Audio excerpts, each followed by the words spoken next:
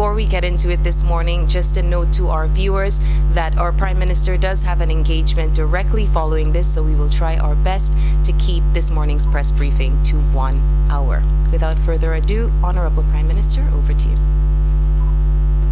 Thank you, Terry. Good morning to all our viewers in the diaspora, Piti Marti, Carrick, and Grenada. It's a pleasure to be with you this morning. It feels as if it's been a while since I've been here to engage in a post-cabinet press briefing, which means I missed you. So I'm happy to be here. With me is my colleague, Minister Williams, Permanent Secretary in the Ministry of Finance, Mr. Sylvester, and Ms. Andrews, the Deputy Coordinator for the COVID-19 Economic Support Secretariat. This morning we will be addressing two main issues, which is first, the government's approach to assisting citizens with dealing with the continuing high costs of living and some of the measures that we are keeping in place, as well as measures we are contemplating to address that. And then the bulk of this morning will be addressing further developments in relation to the stimulus package to address citizens who are still reeling with the consequences of the COVID-19 fallout. So to start, we will address the issue of the keeping in place, as well as measures we are contemplating to address that. And then the bulk of this morning will be addressing further developments in relation to the stimulus package to address citizens who are still reeling with the consequences of the COVID-19 fallout. So to start, we will address the issue of the stimulus package. And to do so, I will ask Minister Andrews to give us a brief overview of what this entails. Andy Williams, sorry. Good morning to all. Right, so basically the COVID Economic Support Secretariat Program, which is we are at level 3 right now, or phase 3, sorry, stimulus package. And we all knew that from COVID, some businesses were affected, adversely affected. And during that time, we were given out some stimulus like for like $200 and so, and $500 and so, to businesses to help them get back on their feet. Thus far, we have reviewed the program, and we thought that the situation is a bit different now. So we have to reform it, and we thought that we would have made it a little different to adapt to the situation at hand. So what we did is that we brainstormed and we came up with a way how we can better help businesses to get back on their feet in a more sustainable manner. So we met and we decided to develop the program in a way that will be a hand up and not a handout, where we can help with capital injections and so to help businesses to get back on their feet. So this program, as we will expand as we go along, will help businesses to really help themselves with regards to capital injections, and to make more sense to them, and not just something just to get them going for 1 month, but to get them going, throughout. And the program it is capped at $30,000, and any business can apply to the program. It is not limited to any sector, because as we know, due to the COVID, all of us were affected, and all businesses were affected during the COVID. So, so as we go along, we will expand more on it. So let me just stop here and just open the floor again. All right. Thank you, Minister Williams. So let me just give a brief overview of what the project entails. First component of the project relates to providing additional funding for the SEED program up to the end of December 2022 to a sum of $3.1 million. The second component of the program relates to providing temporary unemployment benefit up to December 2022 in the sum of $2.2 million. And then the major part of the component will be targeting micro, small, and medium enterprises in the informal and formal sectors up to a maximum of $30,000. This $30,000 is going to be processed through the acronym CESS, or the COVID Economic Support Secretariat, which Ms.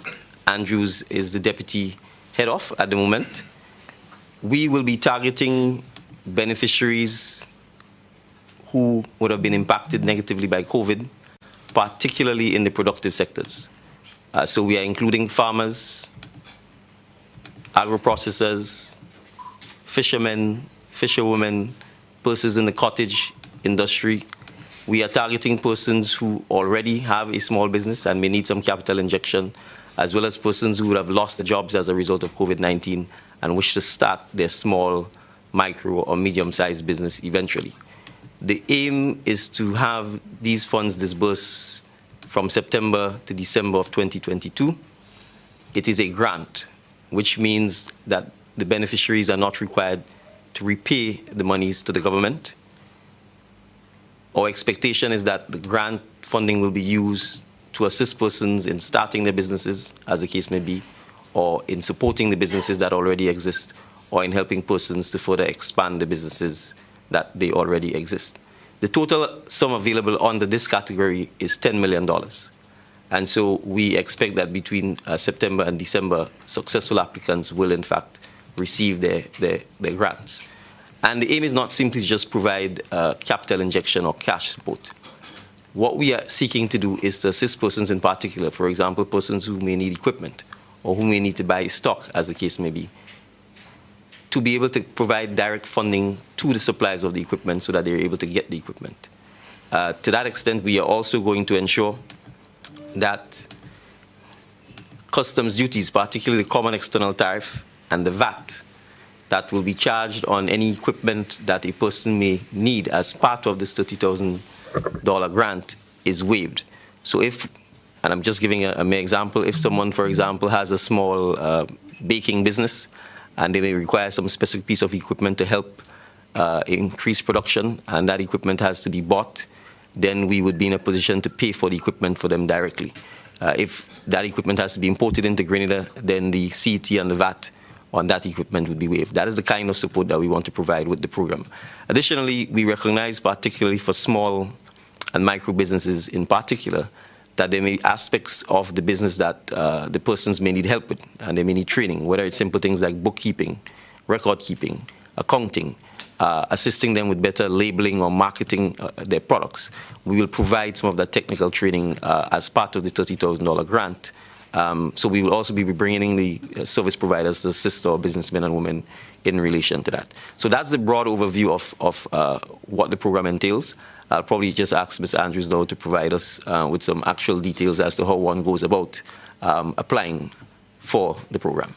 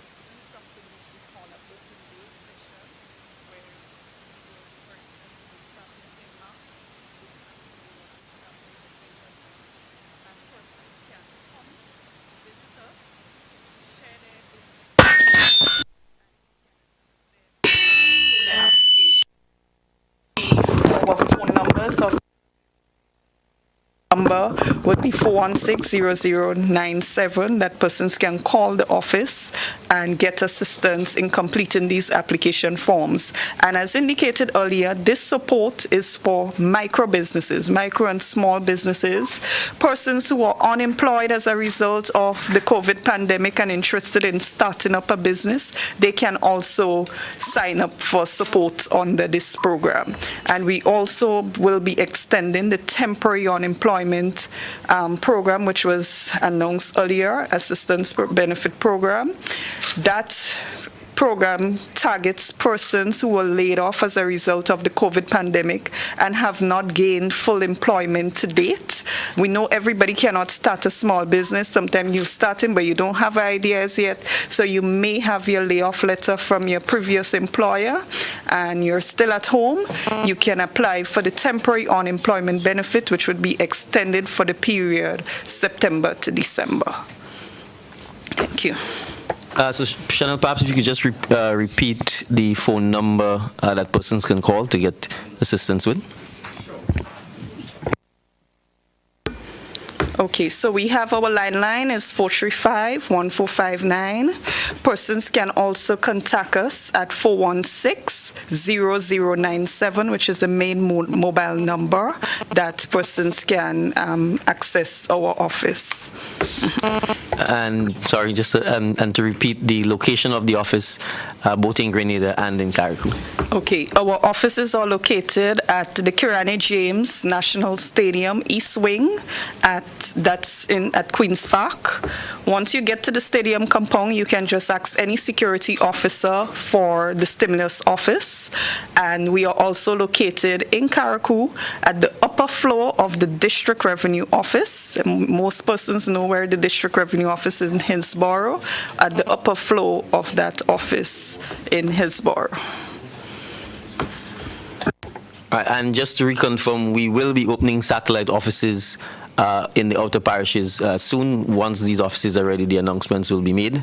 The purpose for doing so is to facilitate those beneficiaries who live in the rural parishes, and obviously we would want to make it easier for them to have access to the Secretariat and to be given any assistance that is required in terms of filling the forms in or answering any questions or providing any guidance that they may need. So, thank you, Chinnel. P.S. Sylvester, is there anything you wish to add in terms of the overall approach to the stimulus package?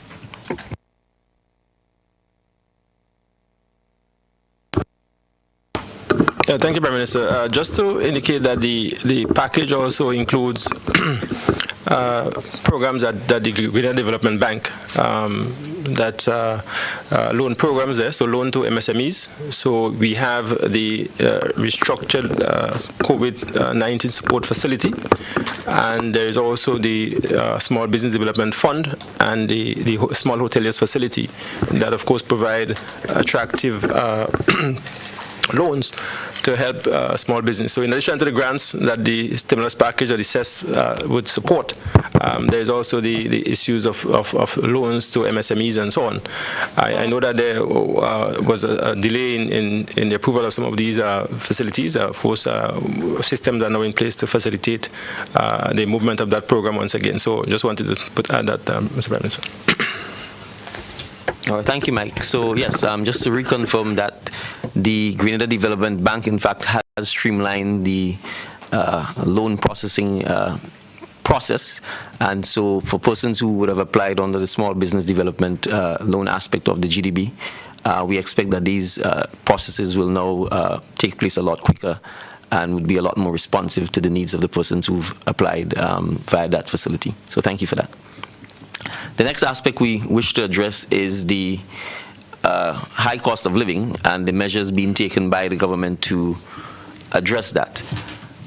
Let me start off first by saying that the government intends to take to Cabinet for approval by the Cabinet on Monday, that is next Monday,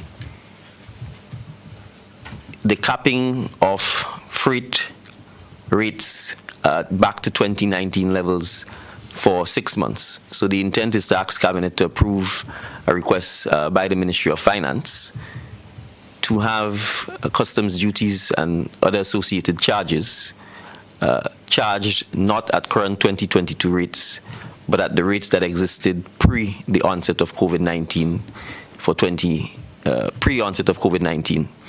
You would recall that the government indicated during, or this administration indicated during the campaign that were we given the opportunity, one of the things we would seek to do is whether we could temporarily ease the cost of living challenges that citizens face, given the rising cost of goods, particularly arising from inflation on the world market, as well as in the dramatic increase in freight charges, which our importers would have had to bear, and which ad valorem duties at the port are charged.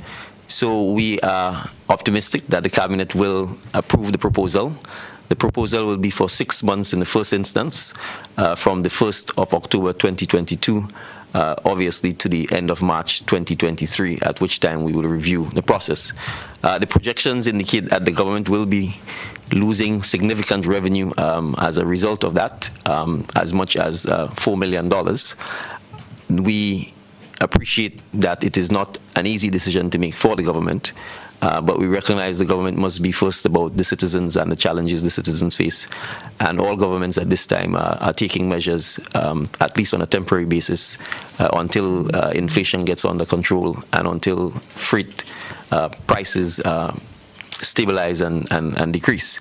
So the intent here, and I want to stress this, particularly for the business community, if the government takes the decision to cap the freight rates back at 2019 levels, we expect that the business community will do the right thing and pass on those savings to the consumers and to the citizens of the country.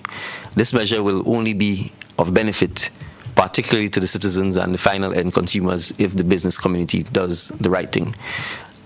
We have heeded the call by the business community to, in fact, cap the rates at 2019 levels. I distinctly recall at my engagement with the Chamber of Commerce that one of the members made that very point. And during the election campaign, many of the business community were involved in the wholesale and retail business and the importation of goods business specifically made that recommendation. So we've heeded that recommendation. We therefore expect that the business community will do the right thing and to pass on those benefits and savings to our citizens. So we expect that the next post-cabinet briefing that we should be in a position to confirm that cabinet has approved the proposal to cap the freight rates at 2019.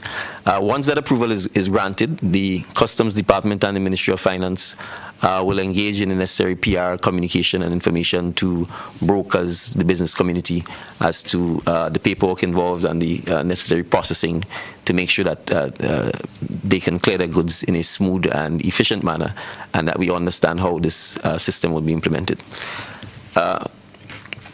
By way of further update, the government has also agreed to extend some of the measures that were already in place to mitigate against the high cost of living, particularly as it relates to the cost of fuel and electricity. So effective as of the 1st of September and continuing until the end of December, the government has agreed to maintain the zero rating of VAT on electricity consumption for domestic consumers with usage up to 500 kilowatts per hour until December 31, 2022. The government will continue to maintain the removal of the environmental levy for domestic consumers with usage of up to 500 kilowatts until December 2022, and that's in relation to electricity consumption. In relation to the price of cooking gas, or what is known as the LPG 20-pound cylinders, the government has again taken the decision to continue to maintain the fixed price of the LPG gas at $40 per bottle. Now, I should indicate that there are two other measures which the government intends to make additional announcement on next Monday, next week after the cabinet meeting. These two specifically relate to: one, as you're aware, the prior administration had capped the retail price per gallon of fuel at the pump to $15 per gallon. Next, at the next post-cabinet briefing, we will make an announcement as to whether that will remain in place or whether we will remove the cap. And if we do, what are the measures we will take to assist with ameliorating the price of fuel at the pump, as well as the government had taken a decision to discontinue, the prior administration had taken a decision to discount the non-fuel charge per kilowatt of electricity for Lennox consumers by 25%. We will also be making an announcement after the next cabinet meeting as to the government's position on this. I should point out that in relation to the 25% reduction of the non-fuel charge per kilowatt, that Lennox has lost over or not collected over $11 million as a result of that measure. I should also point out that in relation to the cap on fuel prices, that the government is now owing the suppliers of fuel close to $1 million as a result of that. So those measures which have been taken to ease the cost of living do have significant financial, fiscal consequences for the government. And so we have to ensure that in our approach to mitigating the high cost of living, that the government is also fiscally responsible in terms of the approaches that it takes. So in summary, those are the measures that the government will take and is considering. And I would probably ask PS Mike from the Ministry of Finance to add anything that he wants to those measures. Thank you, Prime Minister. Just to add that those measures that were announced were intended to be temporary measures, in fact, for 6 months in the first instance. So we are what, in the 8th month now for some of those measures. And as was just announced, those measures will be extended to the rest of the year. The fiscal implications for these measures are quite significant in some cases. The Prime Minister just mentioned, for example, close to $1 million in terms of the cap on fuel, that's gasoline and diesel. If you were to take the LPG, for example, the government is subsidizing at this particular moment almost $21 on every LPG cylinder. That, is, in fact, has increased as far as $27 in some cases.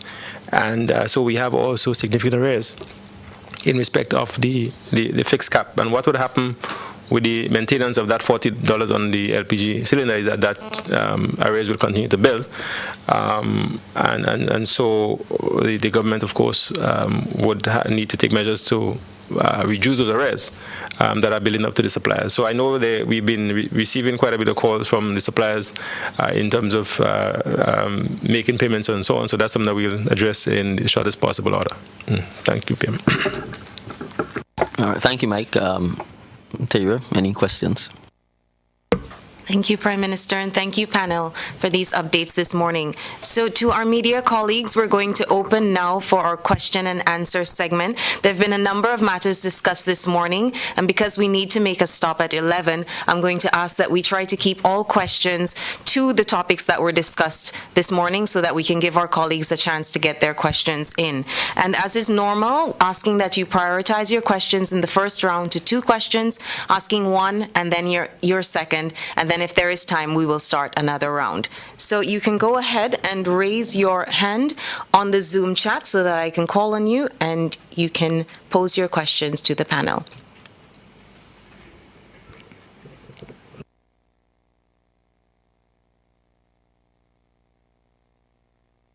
Okay, good morning, Nancy McGuire. I saw your hand go up first. Please go ahead and pose your first question to the panel.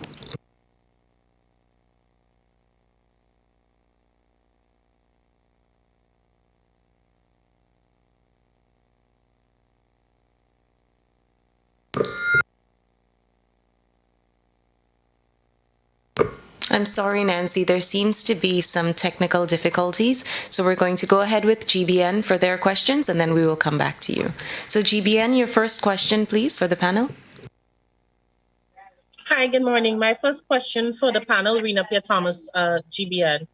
You spoke a little bit about in extent about the stimulus package. What I would like to know is there any specific requirements for the unemployment, for getting the unemployment package and the $30,000 grant for businesses? What are some of the requirements?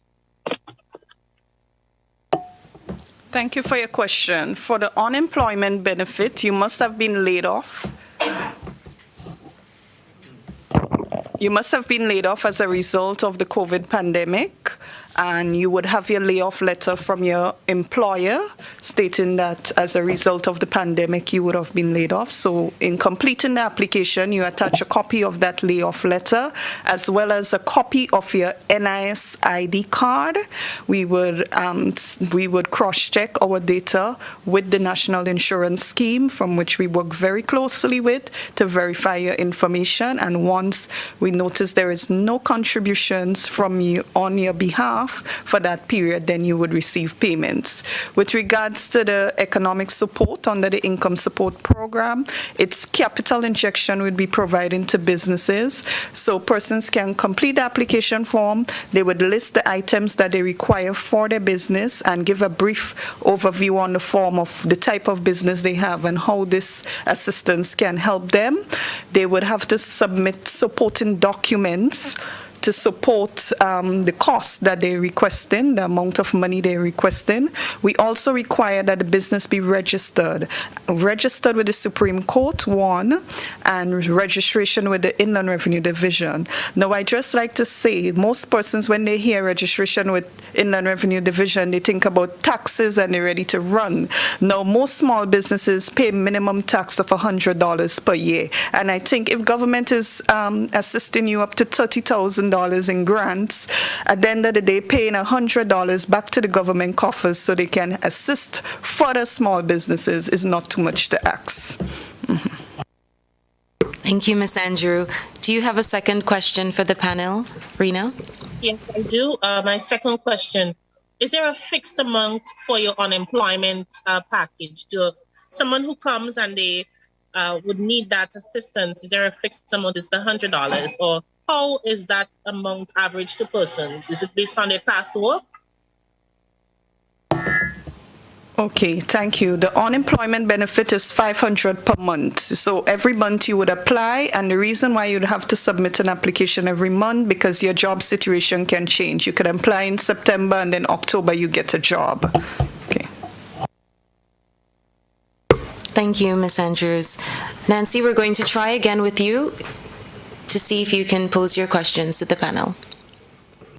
Are you able to hear me? Yes, we can hear you now. Go ahead. Thank you. Okay, thank you. Sorry about before. I want to know what the government is going to do to ensure the businesses actually adhere to these changes. Are you going to strengthen the Consumer Affairs Department? Or are you going to have officers out checking prices in grocery stores? How are you going to manage that side of things? Thank you. Thank you very much. So a very important question.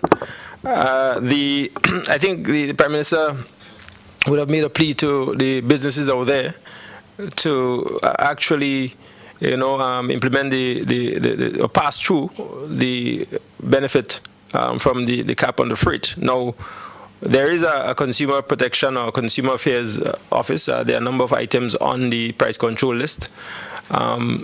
That said, you cannot put every item in the price control list. So I think it will be almost impossible for administratively and otherwise to sort of monitor all the prices across the spectrum of goods and services that we have. So it's really, the onus is really on the businesses to pass through those prices. The price control officer will continue to monitor the items that are on the price control list. But as I said, beyond that, there is not much that the government can really do from that perspective. And it's really up to the businesses and so on to pass on those savings and those benefits. Thank you. Thank you, P.S. Sylvester. Nancy, do you have a second question?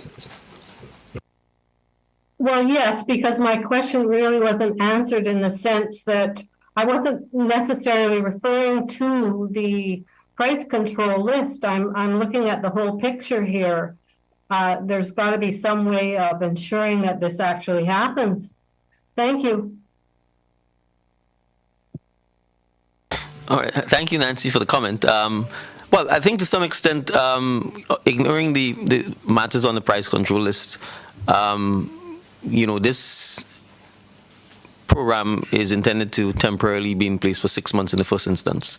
I think we can get a general sense from the public and from the prices at the supermarkets in particular, hardware stores, etc., as to whether there is a noticeable drop in the cost of goods to the consumers.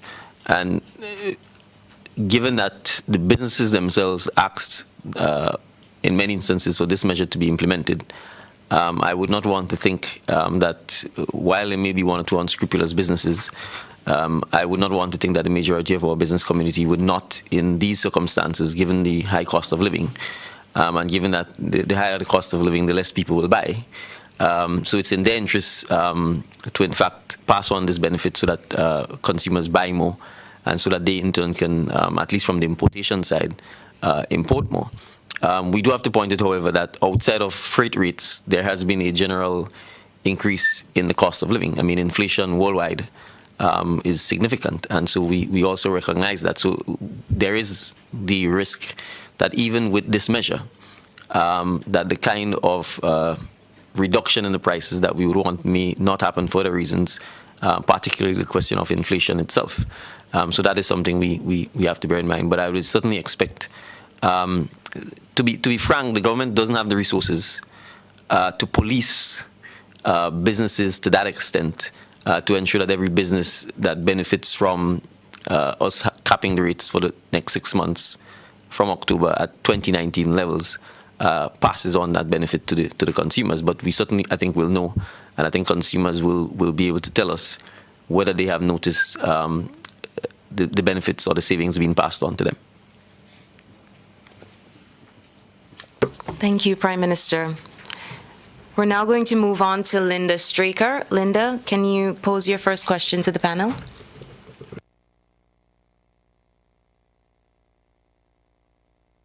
Good morning. My question is, with regard to the stimulus package, can we be informed as to where that funding is coming from? Is it from central government or is it from an agency? Thank you, Linda. So the stimulus package has, as was mentioned earlier, has two components, yeah?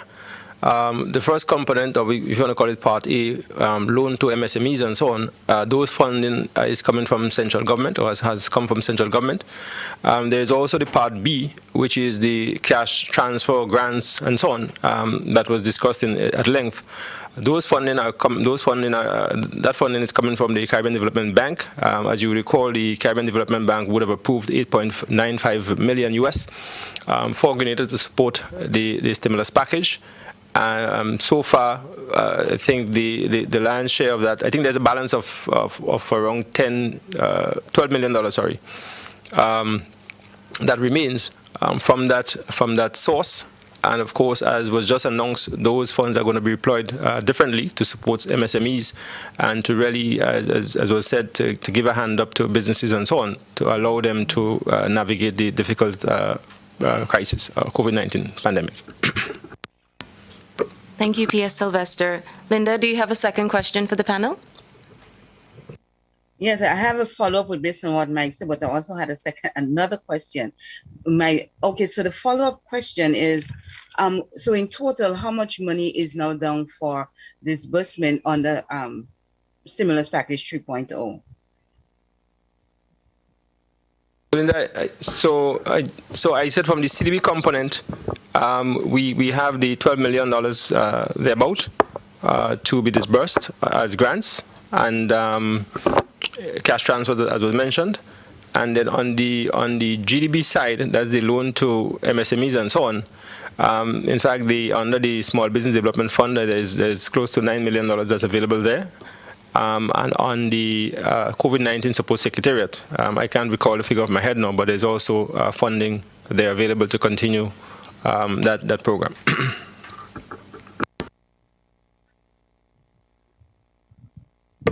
Thank you, P.S. Sylvester. So, Linda, we will come back to you in the second round if time allows for your follow-up question. We now have MTV. MTV, the floor is yours. You can pose your first question to the panel. Good morning, Troy Gill with MTV News. My question is for Mr. Sylvester. I know you spoke about, you said consumers will not directly benefit from the cap on the freight, but could you just kind of elaborate or give a breakdown as to how members of the private sector, the business community is going to benefit from this?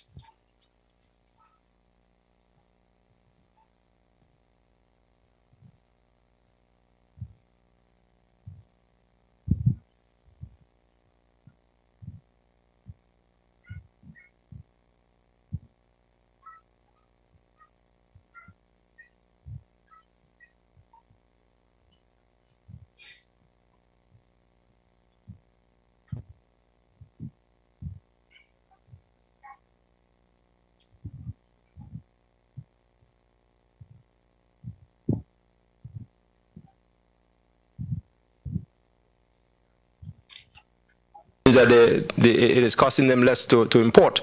And so in terms of how that translates into the actual goods on the shelf, it should be a lower cost, yeah? Assuming that, of course, that the CIF price does not change, yeah? As the Prime Minister also mentioned, you have cases where, because of high inflation now, the prices on the market are increasing. So even with the cap on freight, you will probably see increases in prices in the final formula. But that is the benefit that the consumers are expected to get once the importers and so on and the businesses pass on those savings to the consumers. If you want. Yeah, Troy, I just want to highlight the purpose of taking this initiative is, in fact, to lead to benefits to the consumers, not benefits to the businesses.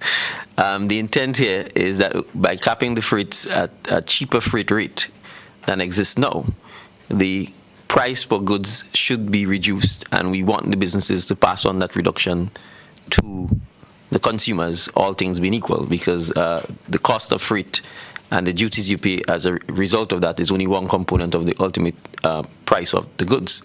But we are optimistic, given the fact that freight rates have increased dramatically since 2019, that with the reduction in the freight rates and with less duties being paid to the government, that the cost of the goods would be lower and that the consumers then will be paying less for the goods. So the intention is, in fact, to benefit the consumers and the citizens of the country. Thank you, Prime Minister and PS Sylvester, for that clarification. Troy, do you have a second question for the panel? Yes, thanks for that clarification, Mr. Prime Minister. My second question is for Minister Williams. Is it possible you can provide us an update on the Moline project? Right. Right. The Moline project should be started in the next two weeks or so. All the bottlenecks and so that's held up the project is now cleared and is ready to go.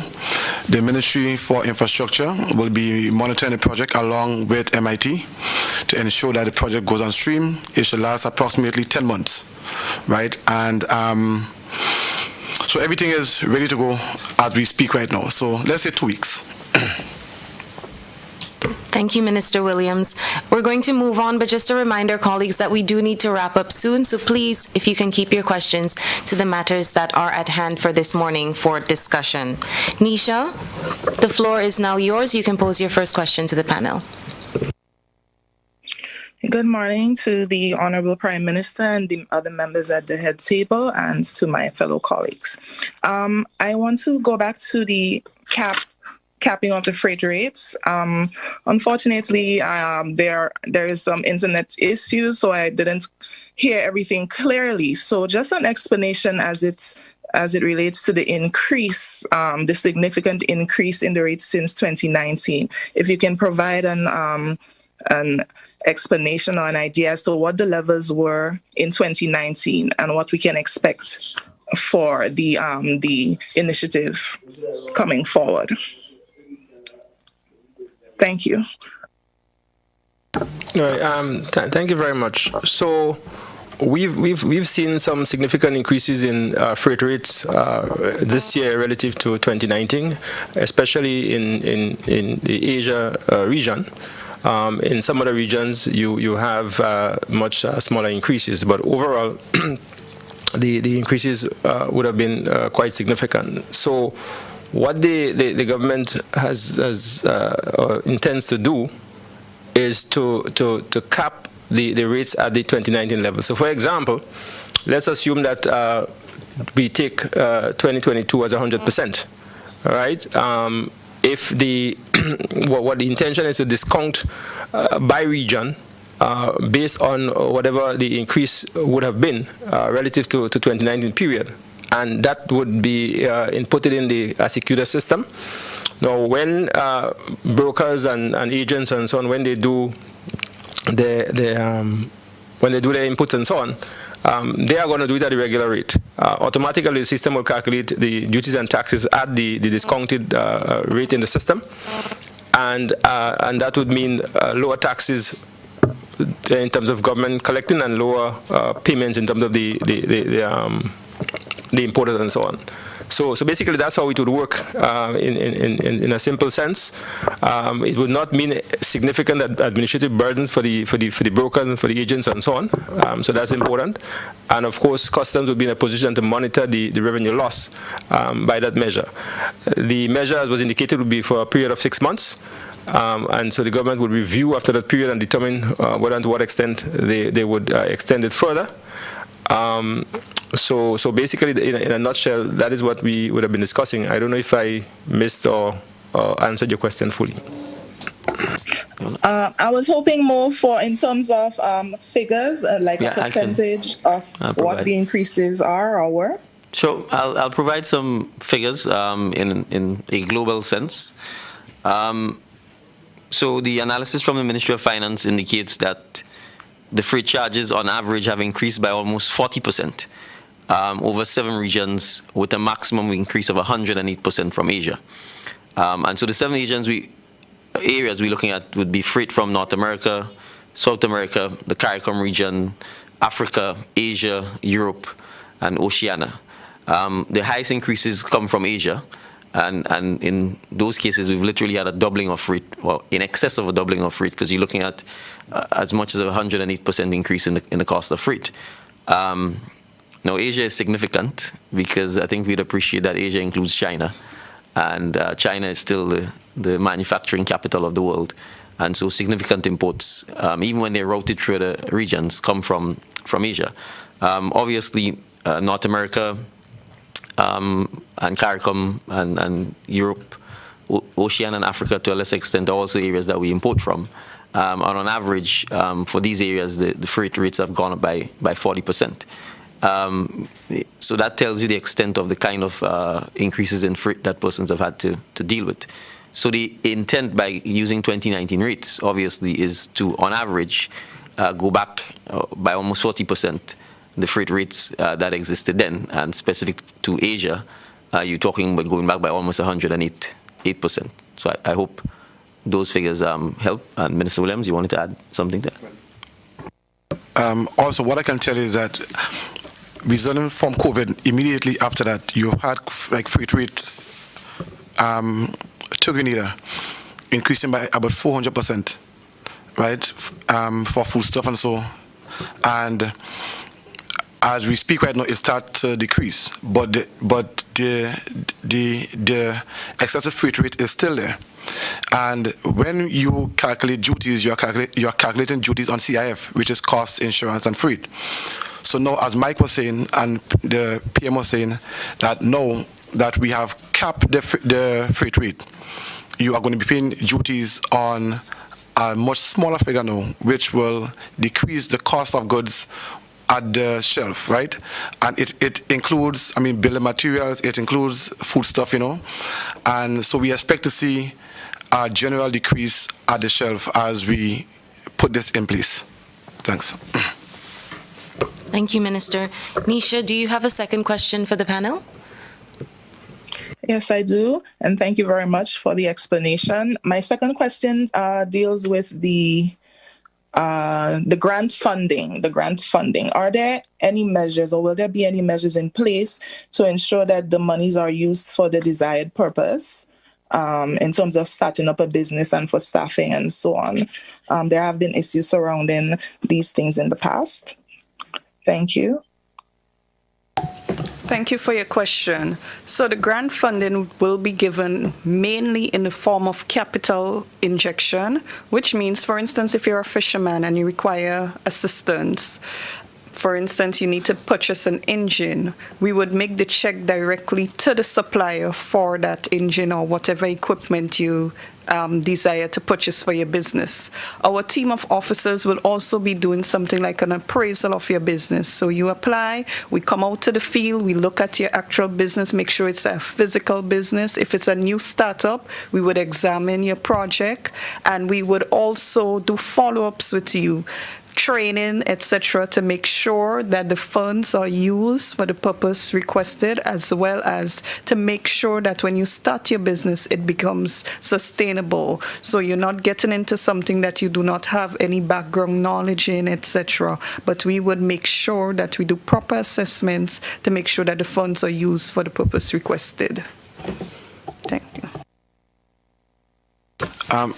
And also, what we see happens is that sometimes businesses get funds, and the training aspect of it is ignored. And what this program does is that we include training of individuals also. So yes, you may get a call saying that your application was successful, and then the next step is to provide training for these businesses to ensure that the funds are used in the best possible way. And that is part of the transformation process, right, where we don't just give people money, but we tend to train them and monitor them in the process. So we are going to monitor also to ensure that the business is going well and the funds are well used. So that is the next aspect of it that we are going to add to the program, the monitoring. Thank you, Minister. So before we wrap up for this morning, we are going to take our final question now from Linda Straker and then open for final comments. Thank you very much. My question has to do with the COVID stimulus package again. In his opening remarks, Minister Williams mentioned that the stimulus package 3.0 is for a hands up instead of a handout.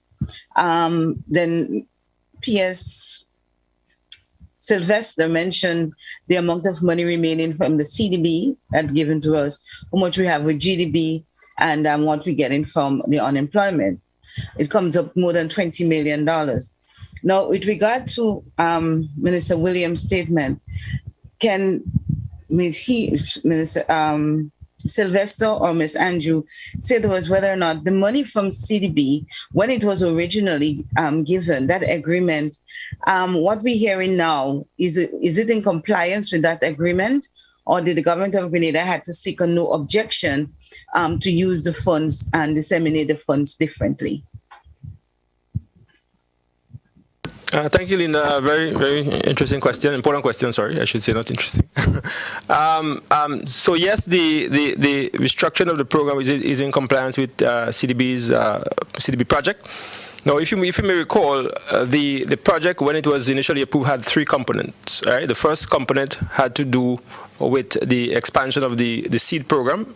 So it was basically provision of support to persons who were already on the existing seed registry. Yeah. The other component of the program had to do with income support. And the income support component, of course, you could have gone up to as much as $30,000 in terms of grant or cash transfer. And that would have been for informal sector businesses. Yeah. So the barber shops, those businesses that did not have any registered place of business, do not have any formal contracts with their employees, so informal type businesses. And there was also a training component, particularly targeting youth and women, right? As the second component of the project. The third component of the project had to do with support to formal sector businesses. So those were targeting formal sector businesses. And again, the idea was cash transfers to those businesses. Part of that was the unemployment insurance component. that targeted persons who lost their job in a formal sector business. And of course, the other component had to do with what was referred to as the payroll support, where you provide support to businesses to help them create employment. The restructured program, in a sense, basically captures the same thing. What you're providing now is grant support or cash transfers to businesses in the informal and the formal sector. And again, the amounts that I would have mentioned are in compliance with the project. And then they were also mentioned of the other components that will continue to the end of December. Thank you, PS Sylvester, and thank you to our panel for taking the time this morning to provide these important updates.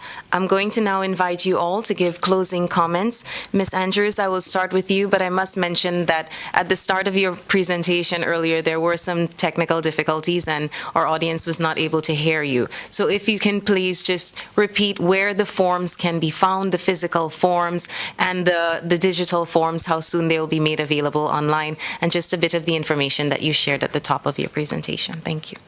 Thank you.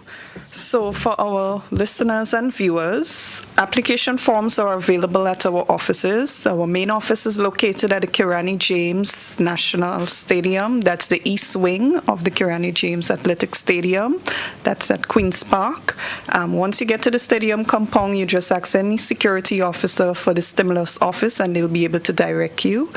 We have an office for persons in Carriacou who resides in Carriacou and Petit Martinique, located at the upper floor of the District Revenue Office in Hillsborough, Carriacou.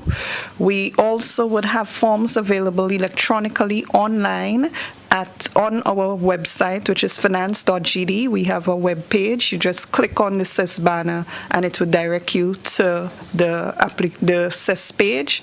Now, the application forms is not available as yet, but it would be available by the end of the day. So we would make a public announcement when the electronic forms are available.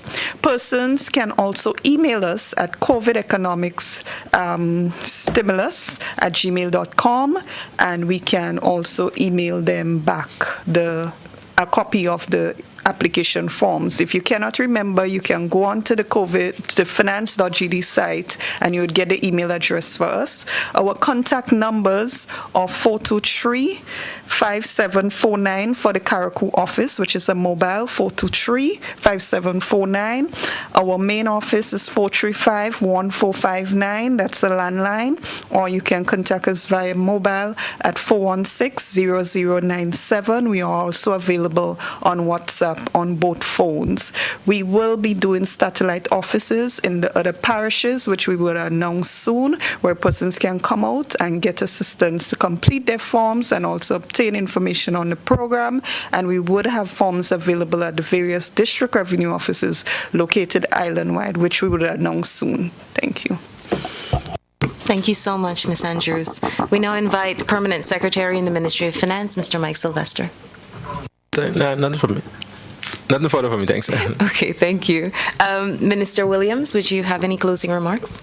Right. I just want to encourage especially for the CESS, the businesses in the productive sector, to please take advantage of this program.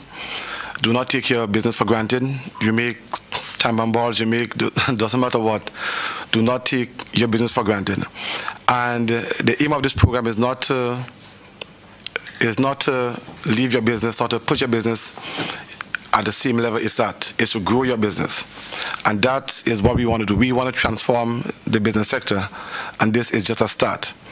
And you can look forward to more things coming from us in ways that we can come together as a government to help each and every business in Grenada to grow and to succeed.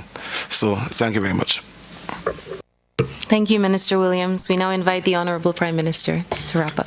Thank you, Terry.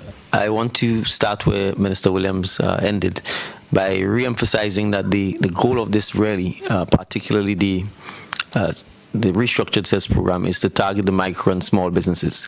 The government and the formal sector will find it difficult to absorb the hundreds, if not thousands, of young persons who come out of school each year. And so we want to have a vibrant small and micro business sector that can play its part in absorbing and helping to deal with the unemployment situation in Grenada. And one cocoa fills the basket, and even if it's having a business that employs 1 or 2 persons, you are helping in part of addressing the unemployment situation in Grenada. So we really do want persons to take advantage of the program. It is only the start, but we recognize the importance of the small and micro sector to Grenada. We also recognize that there are a lot of creative people, a lot of people with talent, but we need formal training in terms of bookkeeping, accounting, marketing, labeling, those aspects of business which are just as important, dealing with the formal government sector, tax registration, company registration, business name registration, the banking sector, insurance. Those are things that are also part of business life. So it's not just your talent or your idea, but you also have to be able to deal with the administrative and the HR aspects of businesses and growing your business. And so we are going to be providing training where we can in those aspects as well. So we really do want persons to take advantage of this. As it relates to the cost of living, this is something that is ongoing. It's a challenge for governments throughout the region and throughout the world, and particularly for small islands where we import the bulk of our food, the bulk of our building materials in particular.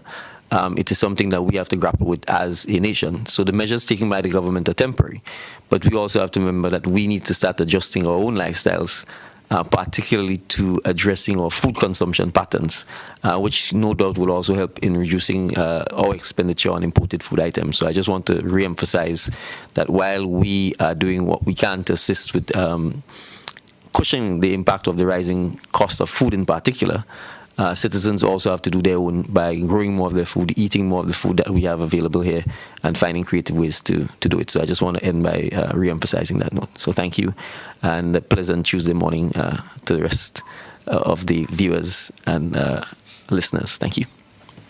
Thank you, Honorable Prime Minister, and thank you to our panel, to our media colleagues, and to you, the general public. Thank you for tuning in this morning. Thank you for engaging with us, and we look forward to seeing you at the next post-cabinet press briefing.